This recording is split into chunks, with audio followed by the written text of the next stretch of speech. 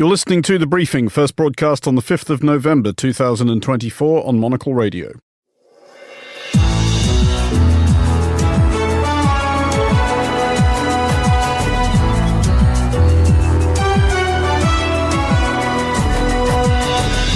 Hello and welcome to The Briefing, coming to you live from Studio 2 here at Midori House in London. I'm Andrew Mueller. Coming up on today's programme. So I'm having a modestly good hair day. Look at that. Look. And now to discover whether he's having a good day in any other respect. We'll have the latest from Washington, D.C. as America votes. Later in the show, we'll hear from the swing or swing-ish states of Arizona and Nevada. I don't think I've ever seen this many ballot initiatives on one ballot. We'll consider how big a factor foreign disinformation might have been and might yet be, and will the Chinese Communist Party be staying up all night to watch the count? All that coming up right here on The Briefing on Monocle Radio.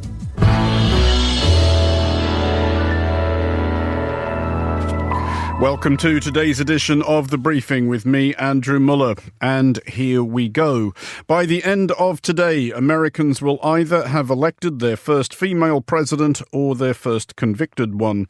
Polls continue to suggest that neither Vice President Kamala Harris nor former President Donald Trump should have spent too much time polishing their victory speeches just yet. I'm joined first of all from Washington, D.C. by Monocle Radio's senior news editor, Chris Cermak.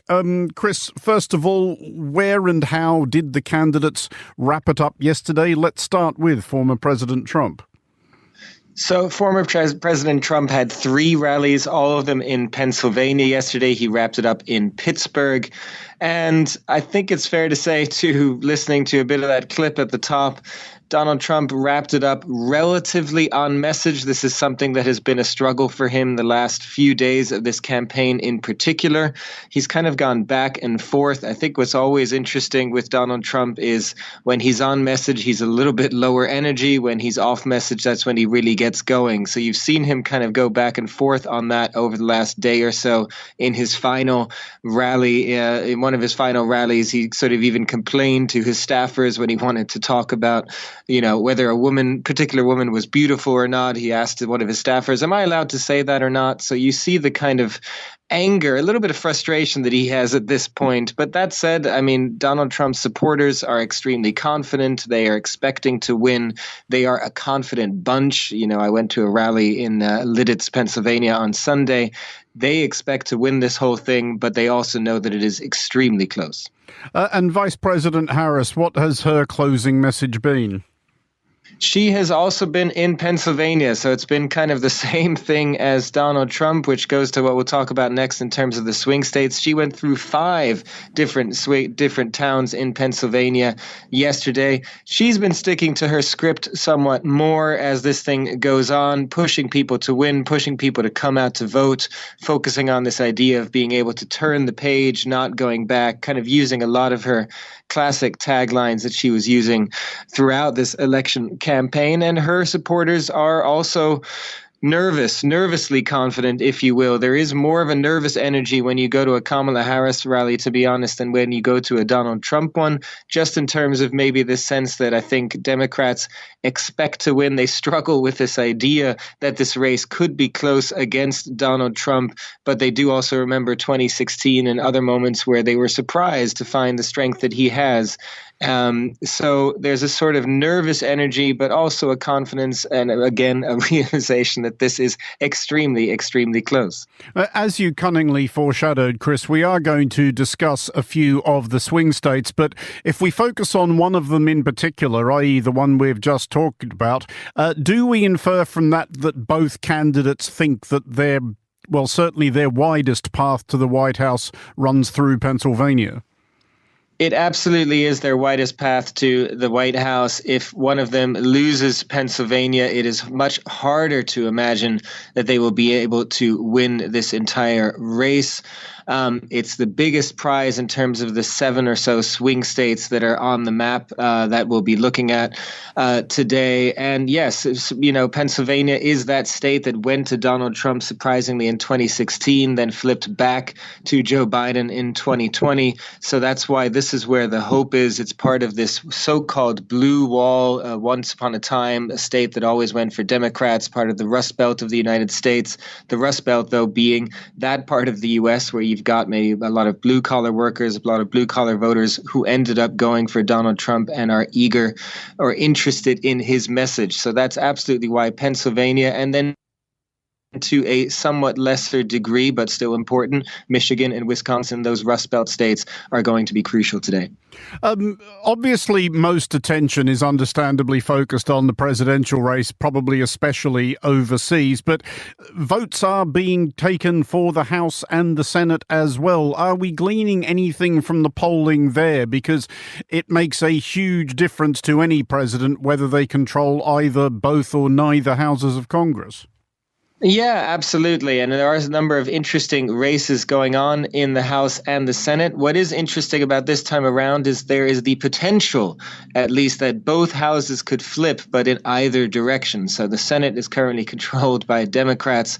That could potentially flip to Republicans. That's because Democrats are fighting for more seats. In the Senate, you have the 6-year terms, so not every senator is up for re-election. Democrats are defending more ground, and there is more of a likelihood that they might lose a couple of the races that they are currently in. They are defending about 7 seats, and they have a 50 majority at this point, or barely a majority. They have, with Kamala Harris as vice president, the tying vote. So there's a good chance the Senate could flip. And the same thing in a way in reverse on the House side there. Everyone is up for election again every 2 years. But it is the Republicans that are fighting a little bit more in certain states, particularly something like New York. There was a surprise 2 years ago when Republicans picked up a number of seats in New York, partly because of a sort of redistricting battle that was happening in the state. 4 of those seats could potentially turn to Democrats, and that in itself could be enough to swing the election to Democrats. So you could have a situation where the House and Senate are once again divided in either direction, which of course makes it very difficult for whoever wins to govern. And just finally, Chris, it may, at the risk of tempting fate, be days, even weeks before we know who's actually won this thing, as people who can remember back to 2000 will be able to confirm. But realistically, what's the earliest we could have some idea of how this is going? So the earliest we would get that some idea is probably around 10 p.m. U.S. Eastern time. That's at least when all the polls close, and certain television stations, others, some will start predicting certain states. That's the point where we might get some idea. But that said, that will be the point where we get the idea from those states that are not close, right? And the whole point of this election, with it being extremely close, is when we will get the results from those states that are close. And those could take a long time. We were talking about Pennsylvania. That's one of the ones that could take the longest, in part because they have laws in place that any early voting, any mail-in ballots can only be counted on election day and can only be tabulated after polling closes. So the whole process starts quite late in Pennsylvania. It's a reason that could take longer. And you have some similar things out west in Arizona, in Nevada. These are some of the states I wasn't mentioning before, that on the one hand you have the Rust Belt that I was talking about as the swing states, and then you have the Sun Belt. You have Georgia, you have North Carolina, you have Arizona and Nevada. Those are the other 4 key swing states that everyone is going to be watching. And there too, Georgia, Nevada, and Arizona, all 3 of those could come particularly late because of the way that they count their votes, when they are allowed to count their votes. Particularly Arizona, Nevada, Pennsylvania are the ones that could take the longest after midnight, maybe going into the next day. Nevada is an interesting one in particular because they even allow their mail-in ballots to come in after election day. So if that one is extremely close and matters for the Electoral College and, the map of who's going to win what, then we could be in for a long ride. Thank you, Chris. That was Monocle's Chris Cermak. You're listening to The Briefing. Here is Laura Kramer with the day's other headlines. Thanks, Andrew. At least 4 people have been killed during an Israeli military raid and airstrikes on the occupied West Bank, according to the Palestinian Health Authority. The latest deaths follow Israeli airstrikes that killed at least 16 Palestinians in Gaza on Monday. North Korea has fired several short-range missiles into the sea between the Korean peninsula and Japan just hours before the U.S. presidential election. Japan's defense minister says 7 missiles reached a height of 100 kilometers and traveled 400 kilometers before landing outside Japan's economic zone. And in a viral video, the popular pygmy hippo Mudang has chosen her winner for the 2024 U.S. presidential election. Zookeepers gave Mudang 2 cakes, one with Donald Trump's name and the other with Kamala Harris's. Mudang picked Trump while a larger hippo went for Harris. Those are the day's headlines. Back to you, Andrew. Thank you, Laura. You are listening to The Briefing on Monocle Radio. And Decision Day in the United States is much more than just electing the next commander-in-chief. In many places around the country, dozens, if not hundreds of officials need to be elected and issues decided. Direct democracy is playing an increasing role, both as a driver of voter participation and an expression of people power, as Monocle's Bruno Kaufmann reports from Phoenix, Arizona. Voters in Arizona, one of the crucial battleground states in this election, have a lot to choose about this November 5, as local media, like the TV channel CW7, is observing. I don't think I've ever seen this many ballot initiatives on one ballot. Is this the biggest we've ever seen? This is the biggest since 2000. In addition to selecting the next president of the United States, senators, congresspeople and local office holders, more than 4 million eligible voters, also can decide on 13 statewide issues this year. In a community center in South Tempe, canvasser Marcus is preparing for yet another day of door knocking for Proposition 139. The snacks and the literature, and then as people trickle in, we'll probably have a little... Proposition 139 is a citizens' initiative which provides for a state constitutional right to abortion. One of 13 amendments to the Arizona state law or constitution in this election. One reason for this high number of referendums is, according to Marcus, the important role of Arizona as a swing state. Arizona hasn't been a swing state only since Biden, basically. So before, before 2020, it was a red state. By canvassing for an issue as abortion rights, preferred by one political side and opposed by the other, Marcus and his colleagues of the Proposition 139 initiative group are also trying to motivate supporters of the Democratic candidate for president, Kamala Harris, to turn out. With this possible federal impact in view, national organizations like the Washington-based Ballot Strategy Center are on the ground in Arizona to advise the proponents. I'm Janelyn Villaseñor, and I'm the Senior Manager of Convenings at the Ballot Initiative Strategy Center. For Janelyn Villaseñor, direct democracy plays a growing role in America's representative democracy, as citizens see additional possibilities to set the agenda to make decisions beyond the 2 main political parties in the country. The tool of it's a way we are defending direct democracy and a tool of the people. That's where we've seen a lot of the change and increase in ballot measures across the country. Villaseñor underlines that many proposals for referendums across the U.S. states are financed and organized by well-funded and highly professional interests, but that her organization is supporting individual and independent citizens groups and associations. It's a question also of who is putting on these ballot measures. The people that we help and we help through the ballot measure life cycle are people from the community. Citizens in more than 40 out of the 50 US states are on November 5 not only electing their candidates for public offices, but also voting on a great diversity of issues, including reproductive rights, the legalization of marijuana, or the introduction of new voting rules. That's also the case in Arizona's neighbor to the north, Nevada, where Sondra Cosgrove is one of the architects of Question 3. which wants to change the system of primary elections and open it up to independent candidates. Biggest problem that we have right now are closed primaries. So that's the preliminary election where the parties pick nominees to go forward. Parties have gotten so much power and so much money in the modern era that they are able to pour all of their power and money into one candidate and make sure that they only run that candidate. So from a voter's perspective, there's no choice. The party has already made the decision for you, and that person's going to win the primary, and that person's going to move on to the general election. Did with party money and party power, not with votes. So you need to change it so that votes mean more than money and power. Also in Nevada, another crucial battleground state, voters get the opportunity to make their voice heard in 6 other referendums. Both new laws and changes to the Constitution on November 5. For Joe Matthews, a veteran journalist from California who has covered elections for decades, direct democracy procedures, initiatives and referendums are an important tool also for people running for elections. Direct democracy in terms of drawing people to the polls, the research shows is actually pretty good at doing it.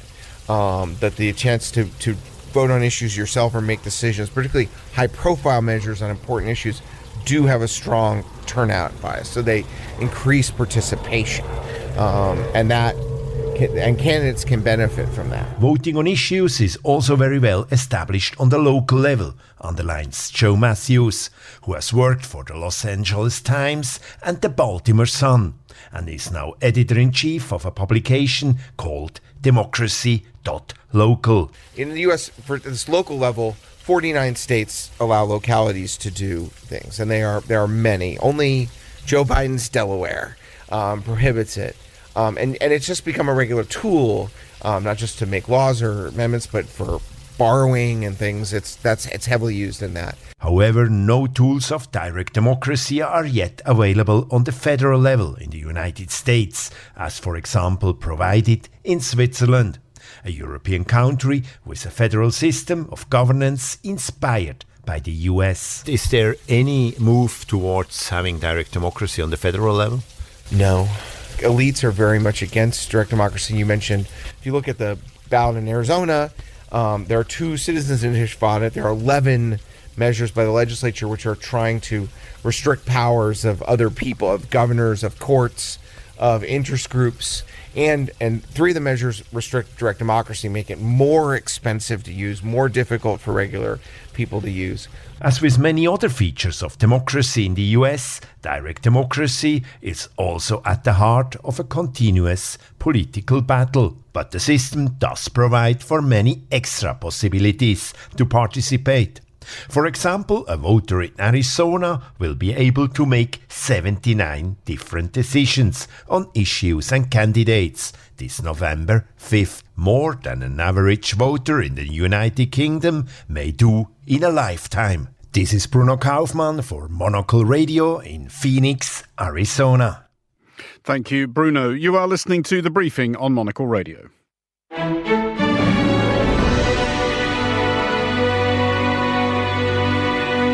You are back with The Briefing. I'm Andrew Mueller. If former President Donald Trump loses today, and especially if he doesn't lose by much, there is little doubt that he will attempt to cast doubt upon the legitimacy of the count. He did it after the 2020 election with grim consequences, and he has repeatedly summoned the spectre of a rigged election while campaigning this year. It would be surprising, on balance, if America's ill wishers did not try to help this narrative along. Online disinformation campaigns are as effective as people are gullible, entirely deniable, and relatively inexpensive. Well, I'm joined now by Dr. Sally Leavesley, Managing Director of New Risk Limited. Sally advises companies and governments on terrorism. Sally, when you sort of reflect on Donald Trump's rhetoric during this campaign, do you get the feeling he is preparing to cry fix if he does get beaten? Unfortunately for the US electoral authorities, Donald Trump has cast doubt in a very clear way on the machines that are the technology for the counting and part of the electoral process. As Donald Trump has voters and non-voter followers, which will be a large proportion of the US population, that unfortunately will help what is now foreign hybrid warfare actually create a lot of doubt about the US electoral system. So if you were a foreign, enemy, foe, adversary of the United States and you wish to further that narrative, how would you go about it? What has been reported by the US intelligence agencies in the lead up to the US election is 3 countries have been involved. The ones that would be of most concern post-election at the moment would be Russia and Iran, according to the reports. When you've said that these cyber attacks are inexpensive, when countries have actually got military units that are running in a military 24-hour activity, it's not as inexpensive as someone sitting in their bedroom sort of being a nuisance. What you will see is that countries may not necessarily replicate what they've done pre-election, but they may try to cause misinformation right now, when the election's over, to the actual media. So the media might be used as a megaphone with quite innocent replication in fast-moving stories, but also they may try and increase the aggravation between groups who are already at loggerheads over who should win this election. And it's very unfortunate that Donald Trump's rather emotive statements to his followers in his last Michigan appearance has really gone to the nub of we don't trust machines. And he's called in Elon Musk's expertise, which is known worldwide, to back him up. And it's a rather emotional appeal to his audience. We have had some previous experience of this, in the days and weeks after the election 4 years ago. But something that has changed in the last 4 years is that AI is much more accessible and much more employed by just ordinary people than it was 4 years ago. Are we seeing that become more of a factor?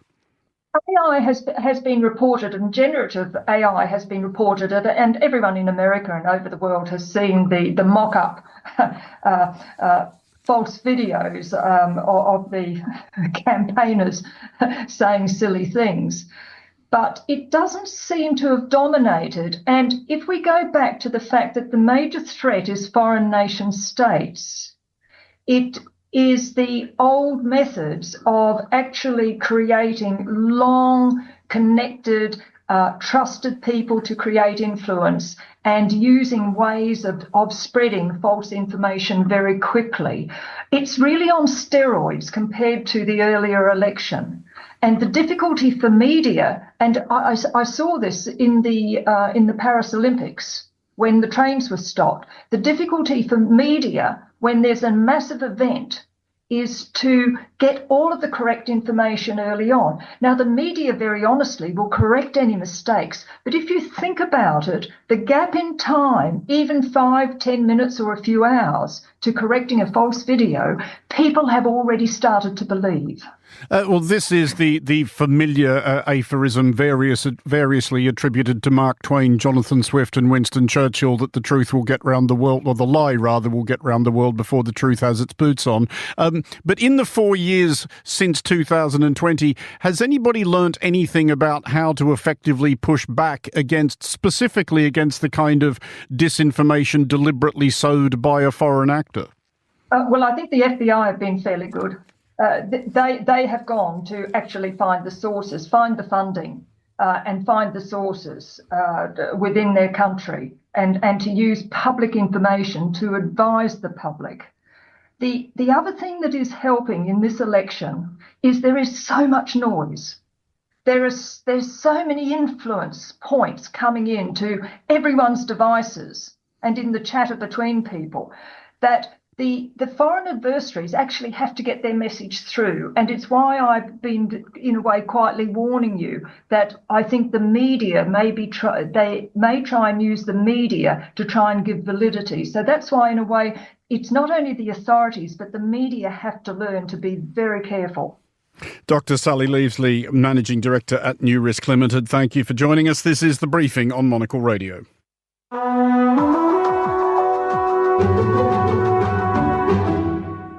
This is The Briefing. I'm Andrew Mueller. It might be assumed that China isn't much bothered about the outcome of today's election in the United States. Whatever happens, the two countries will remain rival superpowers. Tensions over the South China Sea and Taiwan in particular will continue. And in many respects, President Joe Biden has not taken a noticeably less hard line on China than his combustible predecessor did. But former President Donald Trump has talked a lot during this campaign about tariffs, even if it is not entirely clear if he understands how they work, and China is preparing to unveil an economic stimulus package later this week. Now, I'm joined now by Steve Chang, Director of the China Institute at SOAS. Steve, if the Chinese Communist Party could choose a winner today, who do you think they'd prefer? Well, for them, the choice is between two different brands of poisons on the table. Neither is one that they particularly like, but if they really have to choose, they will probably come down marginally in favor of Donald Trump. Really? Why so, especially given what Trump has said about tariffs? Well, Trump talks big, and Trump proclaimed that he is going to basically have a trade war with China or tariff war with China, but Trump is inconsistent. Trump is not very good in seeing things to delivery, and Trump, above all, can be bought by China, as the Chinese had demonstrated during the first term of Trump's office. I mean, how big a difference, though, could today's outcome make to the CCP's thinking about this stimulus package they're preparing to unveil, I think, on Friday? Probably not really all that much. The stimulus package has been conceived and designed and almost certainly finalized before the election outcome from Washington will be known. So they know perfectly well that they are going to decide on what to do with the economy before they know what the election result would be. I mean, a stimulus package is not something any government usually unveils when they think everything's going absolutely brilliantly economy-wise. How nervous is the CCP about the direction of their economy's travel? Well, we are talking about the technocrats in the Communist Party and the Chinese government. They knew about the problem for quite a long time. The difficulty was to persuade Xi Jinping that something needs to be done. And Xi Jinping is not somebody who really understands the economics very well. And the fact that it is now happening would confirm that finally Xi Jinping got the message that he cannot just keep on in the way that he has set the direction of travel for the Chinese economy.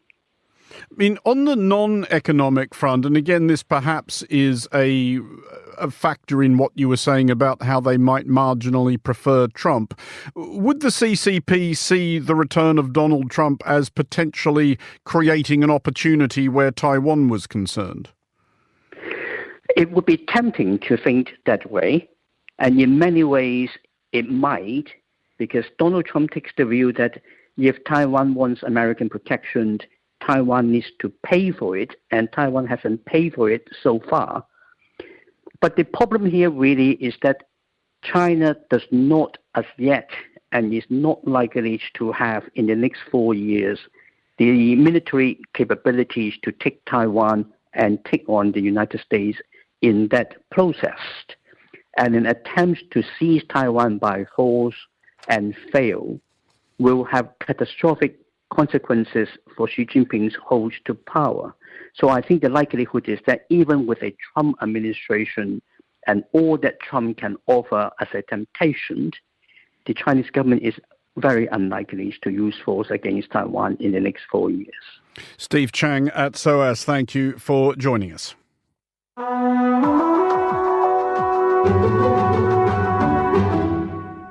Finally, on today's show, a quick look at the latest business headlines. I'm joined now by Yuan Potts at Bloomberg. Yuan, are we seeing anything from traders generally today, or is this just a day where everyone puts their feet up, puts the television on and waits to see what's going to happen before they make any decisions? Well, broadly the latter. Trading is very muted at the moment. A lot of people just watching, getting their coffees ready for what could be a rather late night. Investment bank Goldman Sachs has two indexes which follow investments linked to Democratic and Republican victories. And after rising following the TV debate back in September, the Democrat index has been steadily falling for most of October, with the Republican index gaining. But in the past few days, that pattern has reversed and markets are becoming less and less certain of the outcome, much like the betting odds as well. Now, the complicated thing for anybody brave enough or stupid enough to bet their investments on this election is that there are more than two results to watch out for. And that's because obviously who ends up in the White House is important, but the party which has control of Congress is also very important as well. So if we have a split system where one party controls Congress and one is in the White House, then that will really stymie the ability of any president to act on their domestic promises. So that is really important as well. Now, according to strategists, a Trump win with a Republican clean sweep of Congress would be bad for bond investors. They worry about inflation and an overheating economy. A Trump White House, though, is seen as broadly positive for the dollar. And as for stocks, well, the S&P 500 is already up some 20% this year. So you might think the upside is limited. But many people have learned not to bet against the American stock market, at least in recent years. What you can be sure of, though, is that some sectors are very much in the crosshairs of the candidates. Trump has been characteristically blunt in his views towards electric vehicles and green energy, particularly wind energy. And Harris is expected to be less positive for the oil and gas sectors. But as well as all those permutations of outcomes, the other possibility to watch out for is a very tight and contested result. And that's something which most investors will be very keen to avoid. Well, we, like them, are waiting to see what happens. But until then, Yuan, there is at last, and it feels like a very long time since we've been able to say this, good news for Boeing. Yeah, it certainly has been. This latest bit of bad news, the strike had been going on for 53 days, but that strike is now over. Just shy of 60% of union members at the Boeing factory voted to accept the deal. They're going to get a 38% pay increase over the next 4 years and much improved pension contributions. Now, there was a lot of anger amongst Boeing workers at the fact that the company had been handsomely rewarding its senior managers by dragging its feet on pension contributions. The last pay deal signed in 2014 was widely seen as inadequate by a lot of workers. But I guess the deal does mean it's a chance for the new chief executive of Boeing to move forward with plans to rebuild the company's culture and improve the quality of work in its factories. To be clear, Boeing is a troubled company. It's lost 40% of its stock value over the past year. It's been a massive underperformer.